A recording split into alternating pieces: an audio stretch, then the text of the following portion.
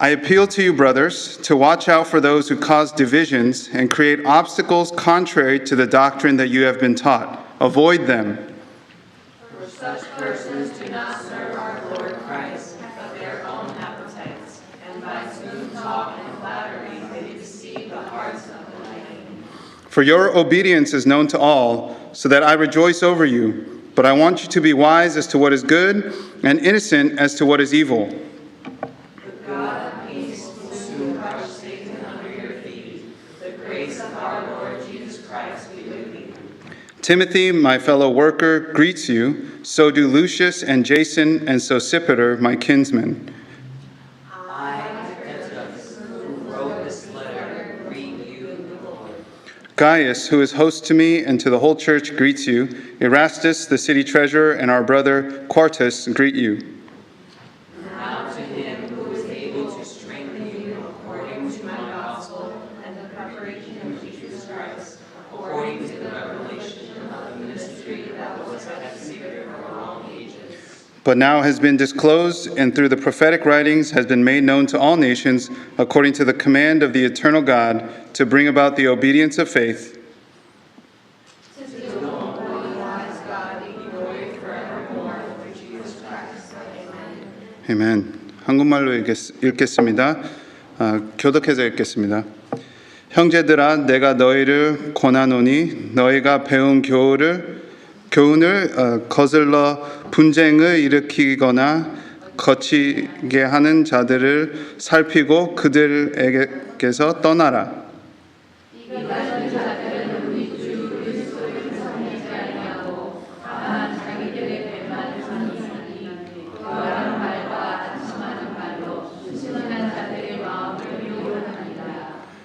너희의 순종함이 모든 사람에게 들리는지라. 그러므로 내가 너희로 말미암아 기뻐하노니 너희가 선한데 지혜롭고 악한 데 미련하기를 원하노라.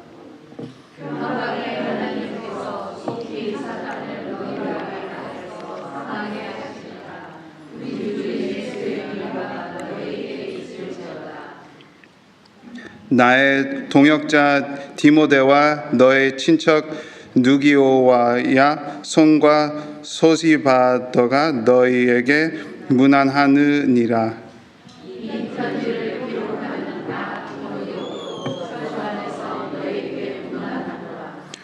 나와 온 교회를 돌보아주는 가이오도 너희에게 문안하고 이성의 재무관 에라스도와 형제 구아도도 너희에게 문안하느니라.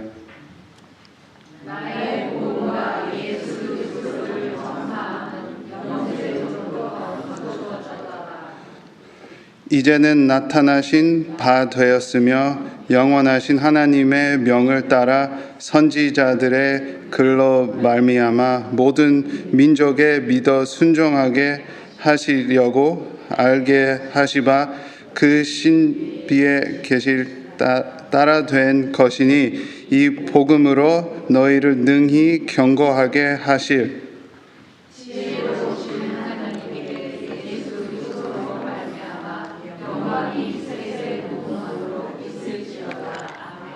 아멘. Please be seated. 기도하겠습니다. Heavenly Father, we thank you for this day. We thank you for this time in your word. And we pray, God, that you would speak through your word and through your spirit into our minds and shine the light of your word in Jesus Christ to shape us to become like him. We entrust this time to you. In Jesus' name we pray. Amen. Whenever I go visit my parents at their home, and I'm saying goodbye to them, they always make sure to say this same thing to me as I walk out the door. 제가 부모님 댁에 다녀올 때마다 집에서 나올 때마다 부모님이 저한테 하는 말이 있어요. They always make it a point to say to me, drive slowly. 부모님이 저한테 항상 하는 말이 운전 천천히 하라고 합니다. When I was younger, it used to bother me, but now I don't mind it at all. 어렸을 땐 잔소리라고 듣기 싫어했었는데 이제는 그걸 이해가 돼요. In a very real sense, driving might be the most dangerous thing we all do on any given day. 운전하는 게 우리의 삶에 가장 위험한 일일 수도 있어요. There's something really profound and pure about the last words that we say to each other in our farewells. 사람한테 인사할 때 마지막 나누는 그 말씀들이 참 소중해요. I've come to understand that my parents telling me to drive slowly was to remind me that a single moment of carelessness could lead to deadly consequences. 이제야 어른이 돼서 부모님이 천천히 운전하라는 말이 그 부모님의 사랑이랑 그 조심하라는 뜻을 이해를 하고 감사도 해요. It's a similar kind of sentiment of deep love and care that we find in Paul's closing words to the churches in Rome. 이와 같은 깊은 사랑과 배려의 마음이 바울이 로마 교인들에게 보낸 편지의 마지막 구절들에 담겨져 있습니다. The New Testament has 9 of Paul's final warnings regarding people who cause divisions and obstacles. 오늘 본문에는 분열을 일으키고 걸리둠을 놓는 사람들에 대한 바울의 최종 경고가 있습니다.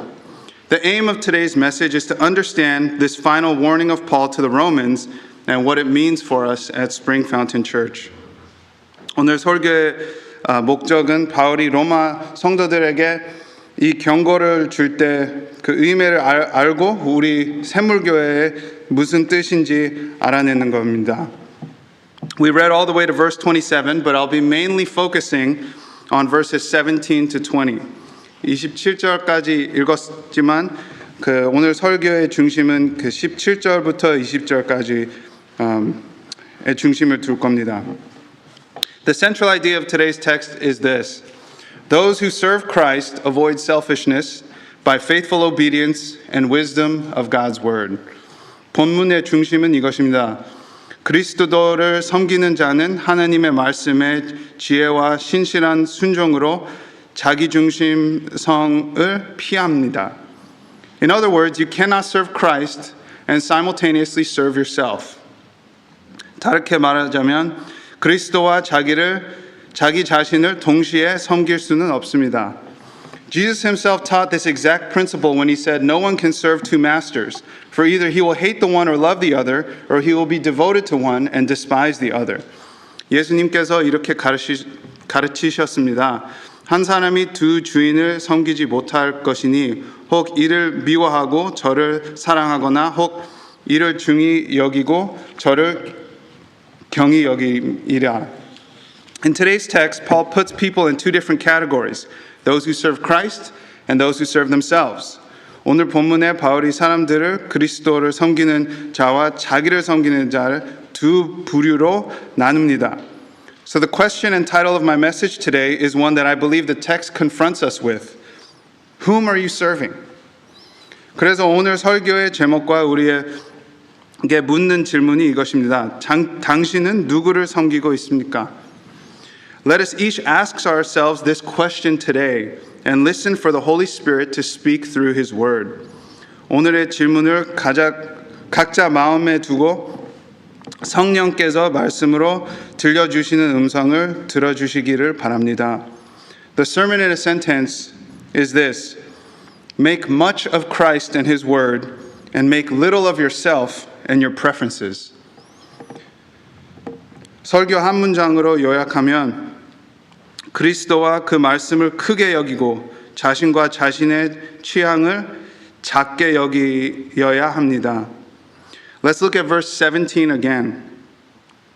Paul says, I appeal to you, brothers, to watch out for those who cause divisions and create obstacles contrary to the doctrine that you have been taught. Avoid them. 다시 17절을 봅니다.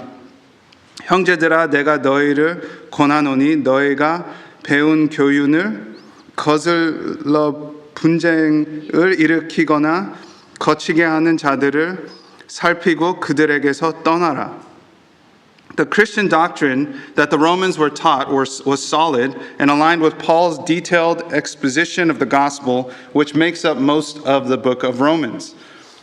로마 성도들이 배운 기독교 교리는 건전했고 바울의 복음의 해설과 일치했습니다. The kind of people that cause division, this is referring to people who create discord and factions among the church. 분쟁을 일으키는 사람들은 이는 교회 안에 불화와 파벌을 조성하려는 자들의 뜻합니다. And the kind of people that create obstacles, the Greek word that is used for obstacles can also be translated as traps, meaning those who cause stumbling to sound doctrine. 또 거치게 하는 자들, 여기 쓰인 헬라어는 덫으로도 번역될 수 있고 건전한 교회에 역행하여 사람들을 실족하게 만드는 자들을 의미합니다. Paul wants the Roman Christians to watch out for and recognize these kinds of people by the common denominator, which is selfishness. 바울은 로마 성도들을 이들의 특성을 알으라는 것입니다. 그 특성은 자기중심인 것이에요. He describes their mark in verse 18, where he says, "For such persons do not serve our Lord Christ, but their own appetites. By smooth talk and flattery, they deceive the hearts of the naive." 바울은 18절에서 그 특징을 이렇게 설명을 합니다. 이 같은 자들은 우리 주 그리스도를 섬기지 아니하고 다만 자기들의 배만 섬기나니 교활한 말과 아첨하는 말로 순진한 자들을 마음을 미혹하느니라. In other words, a desire to serve self rather than the Lord Jesus Christ. 즉, 주 예수 그리스도보다 자기 자신을 섬기는 중심입니다. The imperative verb in today's passage is not to watch out, but it's the command to avoid them. 오늘 본문의 명령형의 초점은 살피라는 것이 아니라 그들에게서 떠나라입니다. The purpose of watching out for selfish, divisive, and manipulative people is so that you can avoid them and prevent them from infiltrating and wreaking havoc on the congregation. 이기적이고 분열적이며 조작적인 사람들을 살피는 목적은 그들을 피하고 교회 공동체의 교회 공동체를 힘들게 안 하는 목적입니다. However, there are two kinds of divisions in view here. One is good and necessary, and the other is evil and unnecessary. 그러나 여기에는 두 종류의 분리가 있습니다. 하나는 선하고 필요한 분리, 다른 하나는 악하고 불필요한 분리입니다. The gospel of Jesus Christ unites all kinds of people, but at the same time it distinguishes those who reject Christ and those who accept Christ. 예수 그리스도의 복음은 모든 부류의 사람들을 그리스도 안에서 하나 되게 하지만 그리스도를 거부하는 모든 사람들은 정죄받는 자로 구별이 됩니다. This is the kind of case where division may be necessary if some are not willing to submit to the doctrines found in the scriptures and the teaching of Christ. 일부가 성경에 담긴 교리와 그리스도의 가르침을 복종하려 하지 않을 때는 이러한 종류의 분리가 필요할 수 있습니다. The evil and unnecessary kind of division turns the people in the church against one another by manipulating them for personal gain. 악하고 불필요한 불령은 개인의 이익을 위해 사람들을 서로 대립하게 만듭니다. That's what verse 18 is talking about. People who use smooth talk and flattery to deceive the hearts of the naive. 그것이 18절에 이 말하는 바입니다. 교활한 말과 아첨하는 말로 순진한 자들의 마음을 미혹하느니라. There is never a biblically justifiable reason to use smooth talk and flattery to rally people behind yourself so that you can serve your own appetites. 자기 욕망을 섬기기 위해 사람들을 자기 편으로 끌어모으는 데 교활한 말과 아첨을 사용하는 것은 성경적으로 결코 정당화되지 않습니다. The word that is translated as appetites in English is the Greek word koilia, which literally means belly. In this case, it could refer to physical bellies, but it's likely referring to the worldly desires in general that occupy the heart of man. 한국말로는 자기들의 배라고 써 있는데 영어로는 배가 안 돼 있고 appetite이라고 돼 있습니다. There's an interesting connection between our passage today and a passage in the Gospel of John. 오늘 본문과 요한복음의 한 구절의 사이는 흥미로운 연결점이 있습니다. In John chapter 7, we see crowds are divided over whether Jesus is the Christ or not, and whether he's the Messiah of the Scriptures. 요한복음 7장에서 무리들은 성경에 비추어 예수께서 그리스도이신지 아닌지 관해서 분열되었습니다. This is the kind of doctrinal divide that is necessary at times. 이것이 때로는 필요한 교리적인 분리입니다. The reasons the crowd were divided is in light of what Jesus had just said in John chapter 7, verse 37 to 38, where he said, on the last day of the feast, the great day, Jesus stood up and cried out, "If anyone thirsts, let him come to me and drink. Whoever believes in me, as the scripture has said, out of his heart will flow rivers of living water." 무리들이 나뉜 이유는 요한복음 7장 37절부터 38절에서 예수께서 하신 말씀 때문입니다. 명절 끝난 곧 큰 날에 예수께서 서서 외쳐 이르시되 누구든지 목마르거든 내게로 와서 마시라. 나를 믿는 자는 성경의 이름과 같이 그 배에서 생수의 강이 흘러나오리라 하시니. Verse 39 then clarifies that Jesus' reference to living water was about the Holy Spirit, who would be given as a seal of salvation to those who believe in him. 그 다음 39절에는 예수께서 말씀하신 생수는 그를 믿는 자들에게 부어지는 성령이라고 말을 합니다.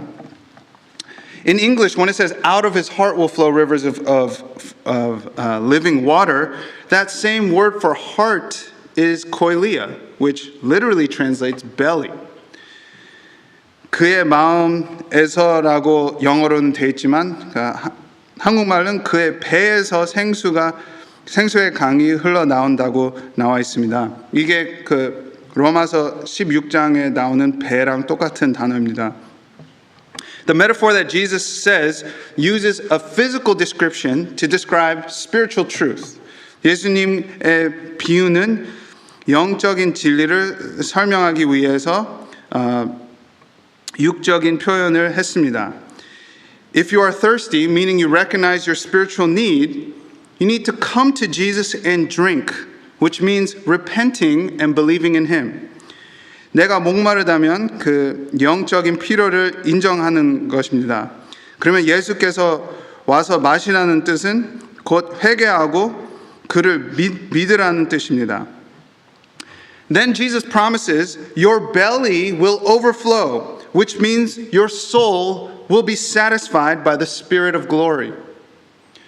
그리하면 내 배에서 넘쳐 흐르리니 이는 내 영혼을 영광의 성령으로 만족을 얻게 됨을 뜻합니다. But going back to the people described in Romans chapter 16 verse 17 to 18, they do not fill their belly with Christ. 그러나 로마서 16장 17절랑 18절에 나오는 그 사람들은 자기 배를 그리스도 예수님으로 채우지 않습니다. Instead, they seek to fulfill their appetites by drawing people to themselves through smooth talk and flattery. 대신 그 말을 쓰면서 사람들을 이용하고 자기 편으로 끌어들여 옵니다. We should not miss the answer that the problem to our spiritual hunger, our belly, our thirst is only going to be satisfied by repenting and believing in Jesus Christ, who will fill us with His Holy Spirit. 꼭 놓치지 말아야 되는 것은 우리의 배를 채울 수 있는 것은 오직 예수 그리스도랑 예수님이 주시는 성령밖에 없습니다. It is the ones who have received Christ in this way, who have tasted and seen that the Lord is good, that serve Christ. 이와 같이 그리스도의 영접하여 주의 선하심을 맛보고 그런 자들을 예수님을 섬기는 자가 됩니다.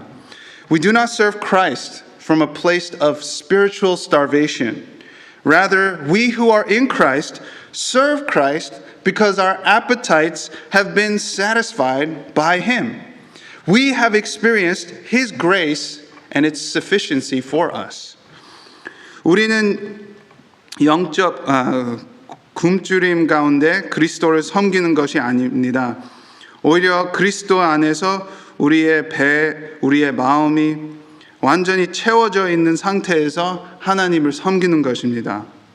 Those who serve Christ do so because they have received the full satisfaction from Christ. 그리스도를 섬기는 자들은 그리스도가 온전한 만족을 받았기 때문입니다.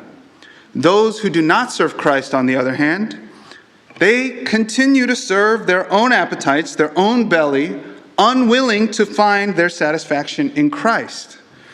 그리스도를 섬기지 않는 자들은 그리스도 안에서 만족을 찾으려 하지 않고 자기 욕망을 섬깁니다. In verse 19, Paul commends the Romans as true servants of Christ. He says, "For your obedience is known to all." 19절에는 사도 바울이 로마 사람들에게 그리스도 종이라고 칭찬합니다. 너희는 순종함이 모든 사람에게 들리는지라. Paul has explained the marks of those who serve themselves, which is division, laying traps, and manipulating others with words. 바울은 자기를 섬기는 자들의 표지를 설명했습니다. 분열, 올무놓기, 말로 사람들을 이용하는 것. Now Paul points out that the mark of those who serve Christ, it is summed up in one word, obedience. 이제 바울은 그리스도를 진심으로 섬기는 자들의 표지를 지적합니다. 한마디로 요약하면 순종입니다. Paul shares that his hope for the Romans is that they would be wise to what is good and innocent to what is evil. 바울은 로마 성도들을 선한 것으로 지혜롭고 악한 것으로 순결하기를 바란다고 합니다. What he means here is similar to that saying where we say sometimes the only way to learn is to play with fire and get burned. 여기서 말하는 바는 불장난을 해보고 뒤어야 배운다는 그 식의 말과 비슷합니다. Some people insist on only learning through the experiential trial and error of their own mistakes. 어떤 사람들은 자기 경험으로만 배울 수 있다고 주장합니다. However, it's much better to be innocent of evil and the consequences of it, and be thoroughly immersed in what is good instead. 그러나 악과 그 결과에 대해 무지한 편이 훨씬 낫습니다. In the few short verses we see that we read today, we see that there are also parallels between our passage and the story of the Garden of Eden. 짧은 몇 절 안에서도 오늘 본문과 에덴 동산 이야기 사이에 유사점을 볼 수 있습니다. God told man, "Do not eat of the tree of the knowledge of good and evil, for when you eat of it, you will surely die." 하나님은 사람에게 선악을 알게 하는 나무의 열매를 먹지 말라고 했습니다. But what happened Let's read Genesis 3, 4-7. 그러나 무슨 일이 일어났습니까?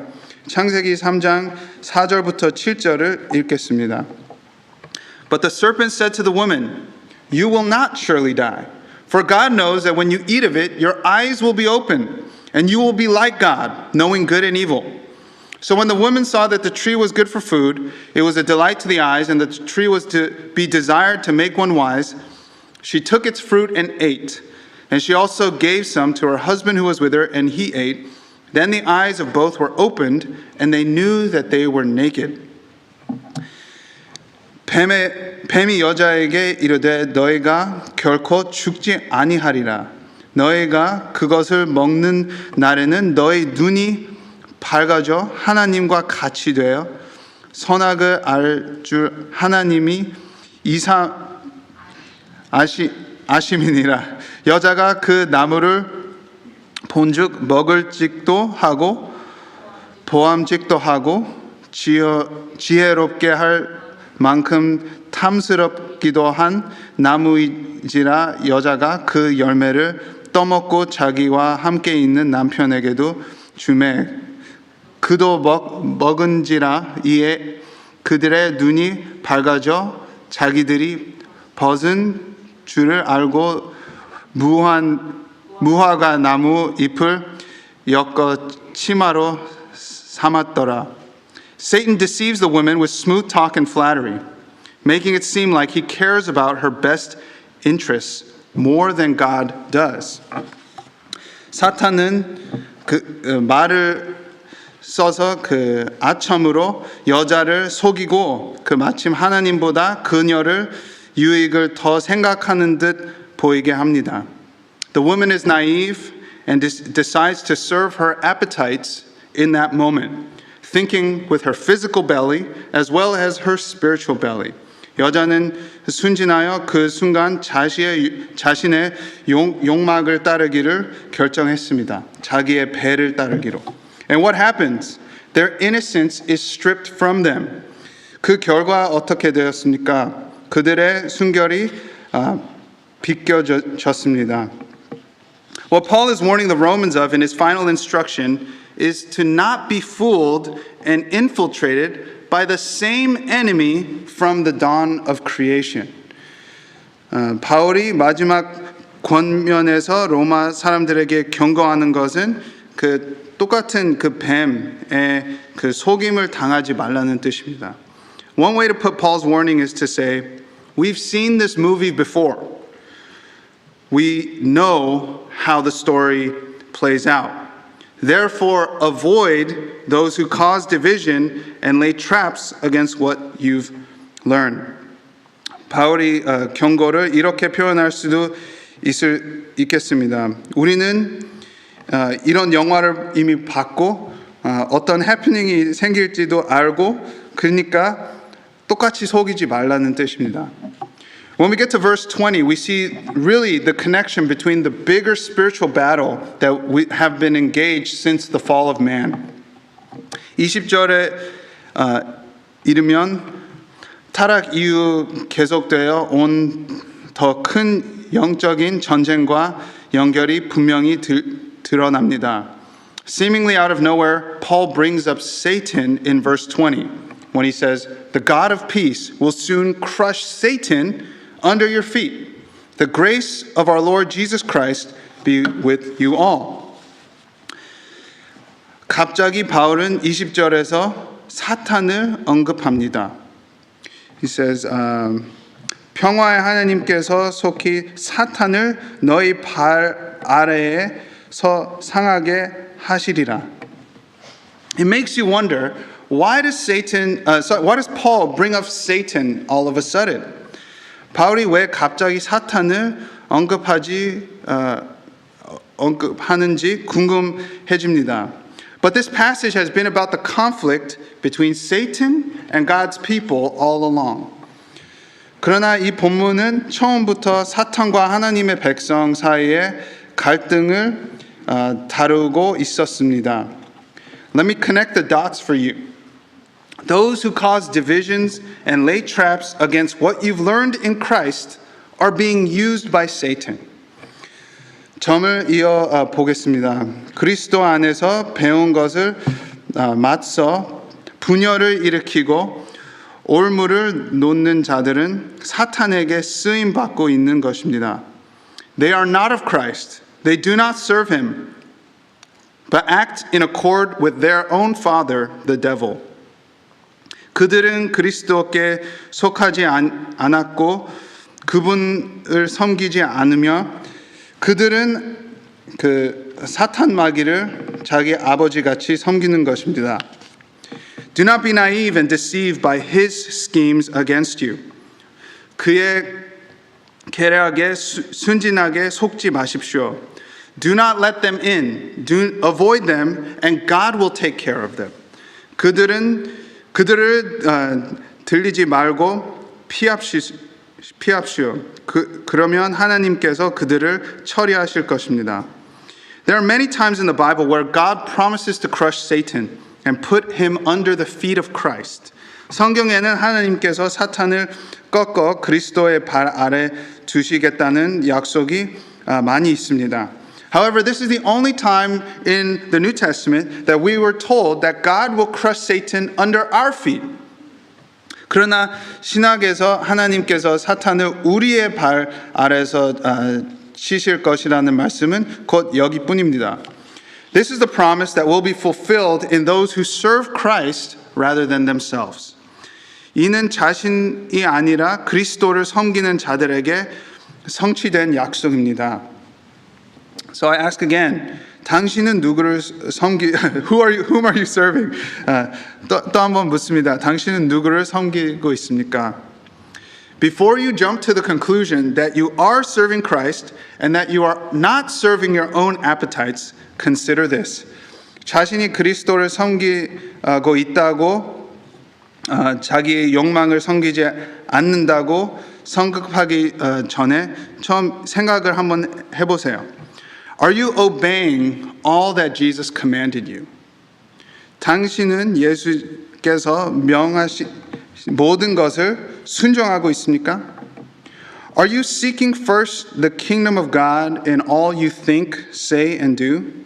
생각과 말과 행동의 모든 일에서 하나님의 나라를 먼저 구하고 있습니까?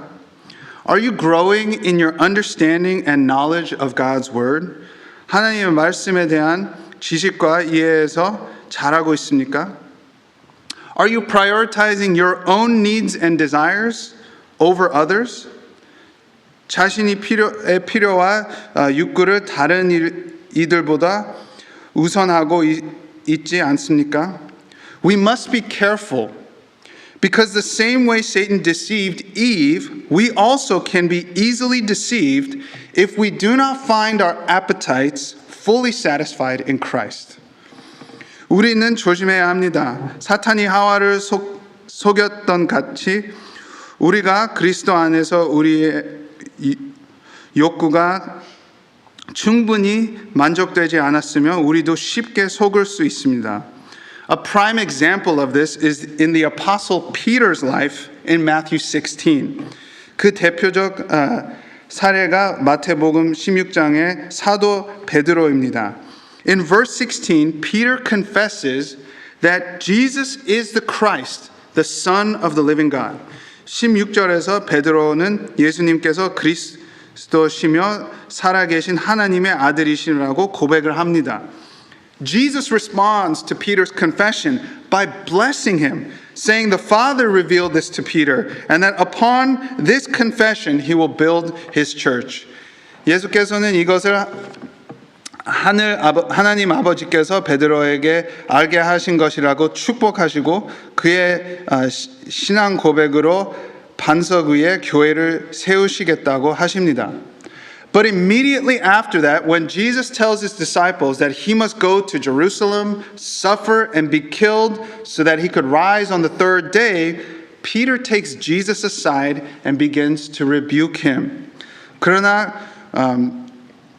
이로써 예수님께서 예루살렘에 가서 고난을 받고 죽음을 당한 뒤 3일 만에 살아나야 해야 된다고 말씀하셨을 때 베드로는 예수님을 붙들고 꾸짖기 꾸짖기 시작을 합니다. Peter could not bear to hear the words that Jesus was saying. 베드로는 예수께서 하신 말씀을 듣지 못했습니다. Why would Jesus need to die? He's the Messiah. 베드로의 생각은 예수님이 그 메시아인데 왜 죽어야 되는지 이해를 못했습니다. Why does Jesus need to suffer? If Peter could do anything to prevent it, he was going to do it. 베드로는 예수님이 고난을 당해야 된다는 것을 이해를 못했고 자기가 예수님을 막아야 되면 막는다는 그런 마음을 가졌습니다. But in verse 23, Jesus says to Peter, "Get behind me, Satan. You are a hindrance to me, for you are not setting your mind on the things of God, but on the things of man." 그러나 23절에서 예수님께서 베드로에게 이르시되 사탄아 내 뒤로 물러가라. 너는 나를 넘어지게 하는 자로다. 내가 하나님의 일을 생각하지 아니하고 도리어 사람의 일을 생각하는 도다 하시고. I can't imagine how shocking and hard those words were for Peter to hear from his Lord. 주님께 그런 말을 듣는 것은 베드로에게 큰 충격이었을 거예요. What a contrast from being praised by Jesus just moments before only to be called Satan. 방금 전에 칭찬을 받았는데 그 바로 후에 예수님한테 사탄이라고 부른 베드로가 불쌍합니다. Although Christians cannot be demon possessed because of the Holy Spirit that dwells in us, that doesn't mean we can't be deceived in carrying out the devil's wishes. 성령께서 우리 안에 거하심으로 그리스도인은 귀신 들릴 수 없지만 그렇다고 해서 원수의 뜻을 수행하도록 속임을 받지 않는다는 뜻은 아닙니다. None of us, myself included, should not rule out that we are capable of being deceived into unintentionally opposing our Lord Jesus Christ. 저를 포함해서 우리는 다 예수님을 믿어도 우리가 의도적이지 않을 때 하나님의 뜻을 막을 수도 있습니다. You see, when the devil deceives us, he doesn't do it by overtly showing us the vile plans he has in mind. 마귀가 우리를 속일 때는 그의 사악한 계획을 노골적으로 보여주지 않습니다. He uses our good yet naive intentions against us. He tries to use things like bodily needs and misinterpretations of Scripture to try to trick us into choosing our will over the will of God. 그는 우리의 선하지만 순진한 의도를 역히 이용을 합니다.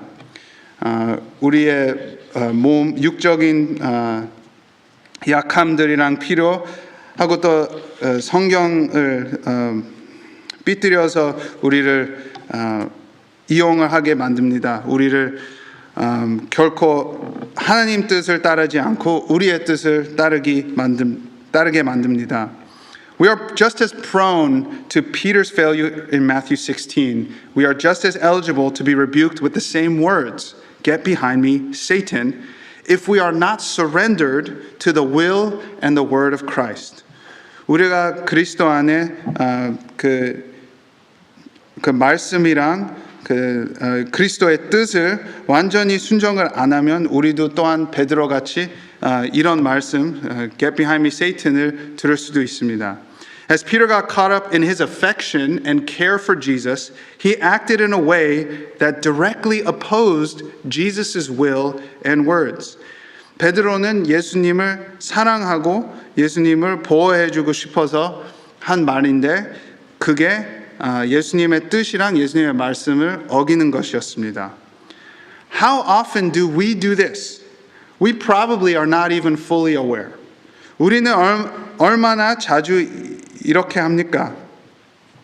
아마 스스로도 온전히 자각하지 못할 때가 많습니다.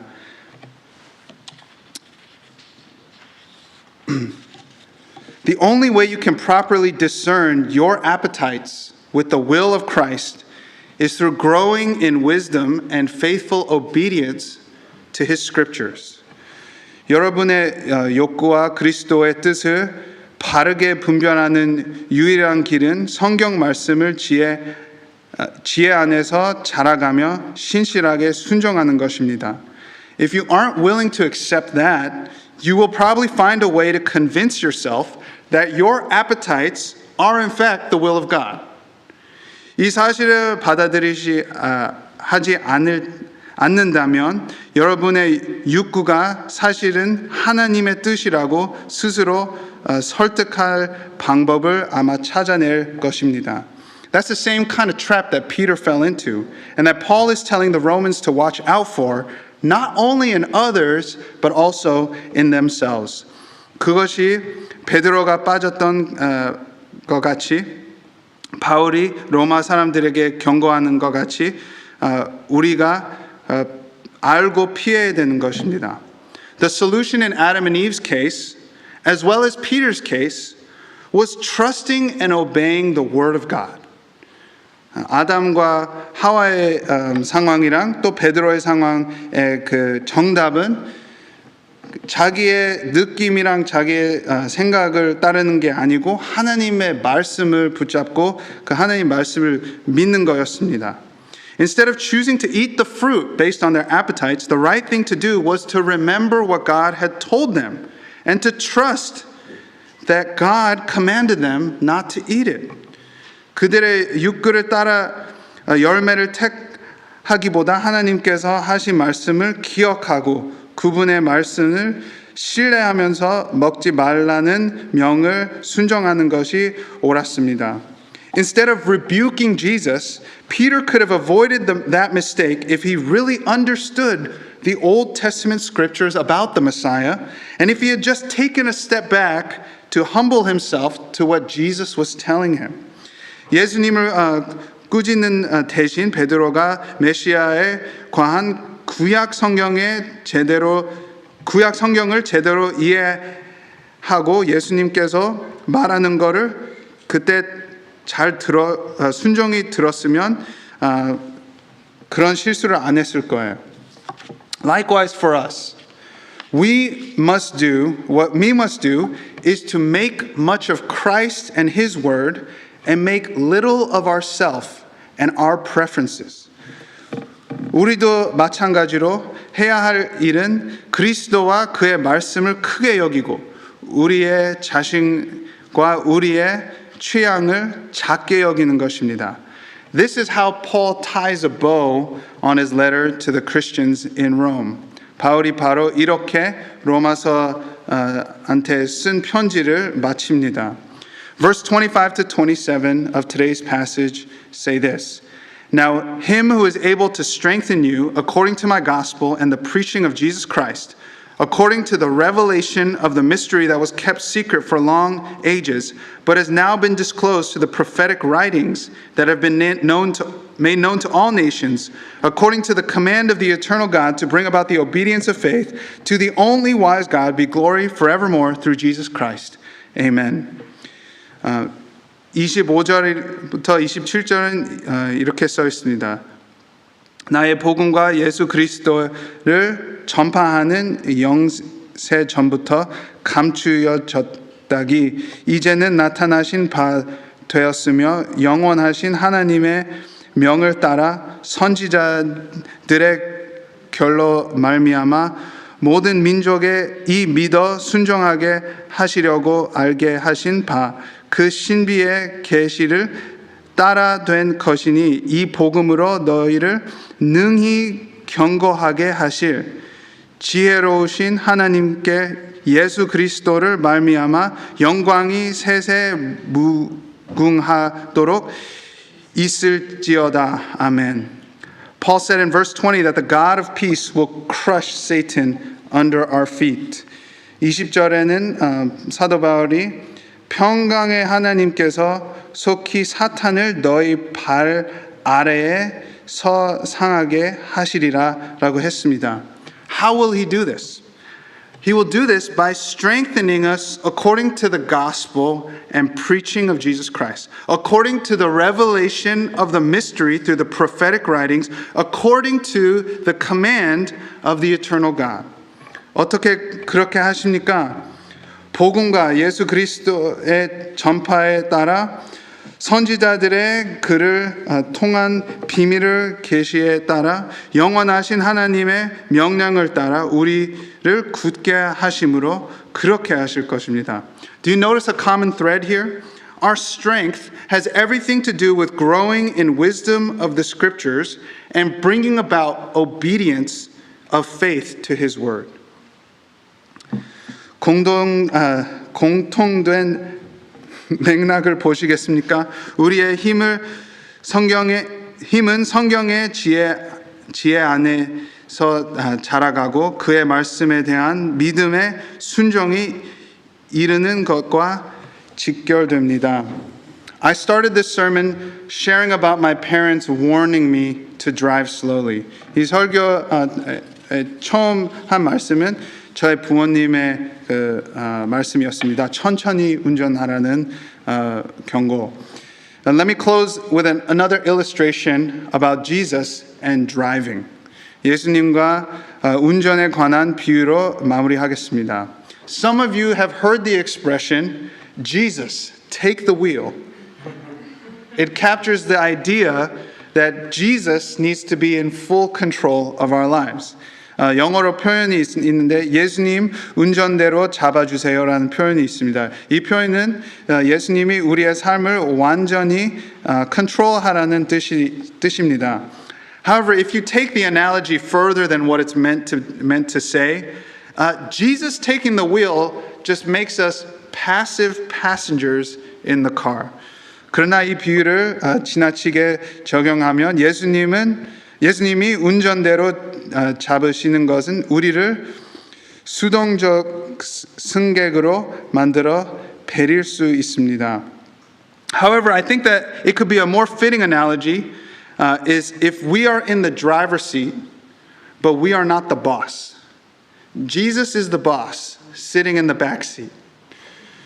더 적절한 비유는 우리가 운전석에 앉아 있지만 사장의 자리가 아니고 뒷좌석에 사장의 자리는 예수님이 앉아 있는 것입니다. We had no job, but he took us in. He gave us purpose and meaning and the ability to please him. 우리는 일자리가 없었지만 그분이 우리를 받아주시고 목적과 의미를 주셨으며 그분을 기쁘게 할 수 있는 능력을 줬습니다. He tells us what he wants, where he wants to go from the back seat. Just as a Lord would tell their servant to do. 주님은 뒷좌석에서 종에게 지시하듯 무엇을 원하시는지 어디로 가야 되는지 말씀을 하십니다. Now ask yourself, is this what your relationship with Christ looks like? 이제 자신에게 물어보십시오. 여러분의 그리스도와의 관계가 이런 모습입니까? Or is it more like you're in the driver's seat and you're trying to take Jesus wherever you want to go? 아니면 여러분이 운전석에서 예수님을 자신이 원하는 때와 장소를 데려가는 모습입니까? Once again, I ask the question, whom do you serve? 다시 한번 묻습니다. 여러분은 누구를 섬깁니까? Those who serve Christ avoid selfishness by faithful obedience and wisdom of God's word. 그리스도를 섬기는 자는 하나님의 말씀의 지혜와 신실한 순종으로 자기 중심성을 피합니다. Those who serve Christ make much of Christ and his word and make little of themselves and their preferences. 예수님을 섬기는 자는 그리스도와 그리스도의 말씀을 크게 여기며 자기의 자신이랑 취향을 작게 여깁니다. You need to know clearly who is the servant and who is the master. 누가 종이며 누가 주인인지 분명히 아셔야 됩니다. Watch yourself, lest you position yourself as a hindrance to Christ because of your good intentions. 선한 의도 때문에라도 자신을 그리스도의 사역에 방해가 되게 하지 않도록 자신을 살피십시오.